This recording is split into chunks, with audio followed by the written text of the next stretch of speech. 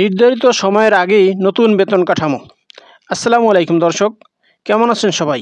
আশা করি ভালো আছেন। আজকে যুগান্তর পত্রিকায় বেতন কাঠামো নিয়ে একটি প্রতিবেদন ছাপা হয়েছে, তাই অনুরোধ করব ভিডিওটি শেষ পর্যন্ত দেখার। আপনি যদি আমার চ্যানেলে নতুন দর্শক হয়ে থাকেন তাহলে আমার চ্যানেলটি সাবস্ক্রাইব করে দিবেন এবং একটি লাইক দিবেন। নির্ধারিত 6 মাসের আগেই নতুন বেতন কাঠামো চূড়ান্ত হবে বলে প্রধান উপদেষ্টা ডক্টর মোহাম্মদ ইউনূসকে জানিয়েছেন জাতীয় বেতন কমিশনের চেয়ারম্যান, সাবেক অর্থসচিব ও পল্লী কর্মসহায়ক ফাউন্ডেশনের চেয়ারম্যান জাকির আহমেদ খান। রোববার রাষ্ট্রীয় অতিথি ভবন যমুনায় জাতীয় বেতন কমিশনের প্রতিনিধি দলের সঙ্গে বৈঠককালে এ তথ্য জানান তিনি। বৈঠকের পর প্রধান উপদেষ্টার উপপ্রেস সচিব আবুল কালাম আজাদ মজুমদার এ তথ্য জানান।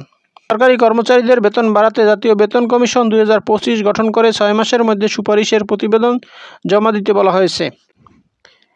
জাকির আহমেদ খান বলেন, গত এক দশকেও মূল্যস্ফীতি জিডিপি বাড়লেও সে অনুপাতে বেতন বাড়েনি। একটি সময়োপযোগী বেতন কাঠামো নির্ধারণের পাশাপাশি কমিশন বিশেষায়িত চাকরির জন্য আলাদা বেতন কাঠামো গঠন, আয়কর পরিশোধ বিবেচনায় বেতন কাঠামো, বাড়ি ভাড়া, চিকিৎসা ভাতা ও যাতায়াত সহ অন্যান্য ভাতা নিরূপণ, মূল্যস্ফীতির সঙ্গে বেতন সমন্বয়ের পদ্ধতি নিরূপণ, সময়োপযোগী পেনশন সহ অবসর সুবিধা নির্ধারণ, কর্মকর্তা কর্মচারীদের কাজের মান মূল্যায়নের কাজ করছে। কমিশন চেয়ারম্যান বলেন, আমরা এরই মধ্যে পুরোদমে কাজ শুরু করেছি। বেতন কাঠামো নির্ধারণে 6 মাস সময় দেওয়া হলেও এর আগেই আমরা চূড়ান্ত প্রতিবেদন জমা দিতে পারব বলে আশা করছি।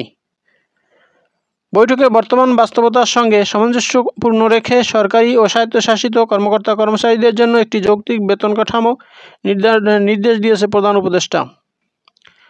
বৈঠকে কর্মকর্তাদের জন্য স্বাস্থ্য বিমার বিষয়ে জোর দিয়ে প্রধান উপদেষ্টা বলেন, এটা গুরুত্বপূর্ণ। বেতন বাড়ালেও দেখা যায় এই অসুখেই অনেকে সম্বল হারিয়েছেন। ইন্স্যুরেন্স থাকলে পরিবার নিশ্চিন্তে থাকে। এ ধরনের কিছু মডেল প্রতিবেশী দেশগুলোতেও আছে।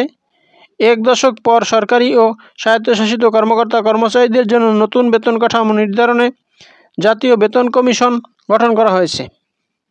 শুনলেন নির্ধারিত সময়ের আগেই নতুন বেতন কাঠামো, এ সম্বন্ধে বিস্তারিত। বন্ধুরা, ভিডিওটি যদি ভালো লাগে তো আমার চ্যানেলটি সাবস্ক্রাইব করে দিন এবং ভিডিওটি শেয়ার দিয়ে অন্যদের দেখার সুযোগ করে দিন। তো ভালো থাকুন, সুস্থ থাকুন।